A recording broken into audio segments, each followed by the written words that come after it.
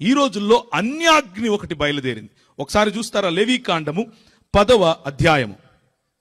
లేవీకాండము 10వ అధ్యాయము. ఎవరైనా తీసిన వాళ్ళు మీరు చదివినా కానీ నాకు వినపడదేమో, బహుశా నేనే చదువుతాను. లేవీకాండము 10వ అధ్యాయము.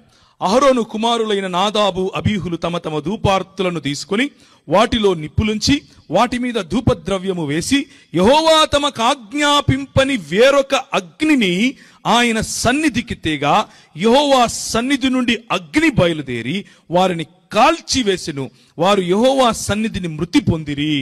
ఇది ఏం జరుగుతోందంటే, ఇక్కడ క్రైస్తవ సంఘములో ఆరాధన పద్ధతులలో, లేకపోతే క్రీస్తుకు ఎలాంటి ఆరాధన సమర్పించాలి, క్రీస్తుకు ఎలాంటి ఆరాధనను మనం ఇవ్వాలి అన్నటువంటి, లేకపోతే మహాదేవుడైనటువంటి క్రీస్తు, ఆయన నిరంతరము స్తోత్రార్హుడై ఉన్నాడు అన్నటువంటి క్రీస్తు, ఏ క్రీస్తు అయితే పురాతన కాలము మొదలుకొని శాశ్వత కాలము తన ప్రత్యక్షతను చూపిస్తూ వచ్చాడో ఆ క్రీస్తుకి ఇవ్వాల్సినటువంటి గౌరవము, ఆ క్రీస్తు ఏ ధూపమునైతే వేయటానికి అనుమతించాడో ఆ ధూపము కాకుండా తమ తండ్రి అయినటువంటి అహరోను చిన్నప్పటి నుంచి బహుశా వారికి నేర్పించాడు.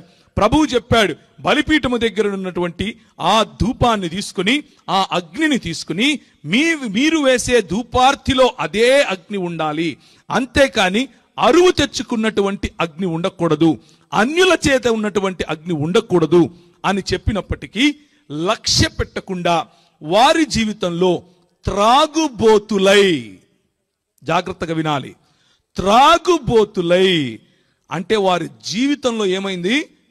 సాక్షి జీవితం లేనటువంటి జీవితం, సాక్ష్యం కోల్పోయినటువంటి జీవితం, పవిత్రత లేనటువంటి జీవితం, పరిశుద్ధత లేనటువంటి జీవితం, ప్రేమను కోల్పోయిన జీవితం, నమ్మకాన్ని లేకపోతే విశ్వాసాన్ని కోల్పోయిన జీవితం. ఆ జీవితం కారణంగా అన్య అగ్నిని, యెహోవా దేవుడు అనుమతించినటువంటి అగ్నిని తీసుకుని వచ్చి ధూపార్తి వేయటానికి బయలుదేరారు. మేము సేవ చేస్తామహో అని బయలుదేరారు. యెహోవా సన్నిధి నుండి అగ్ని బయలుదేరి వారిని దహించి వేసింది. కాళ్ళు పట్టుకుని ఈడ్చి బయట పారేయండి అని మోషే సెలవిస్తాడు.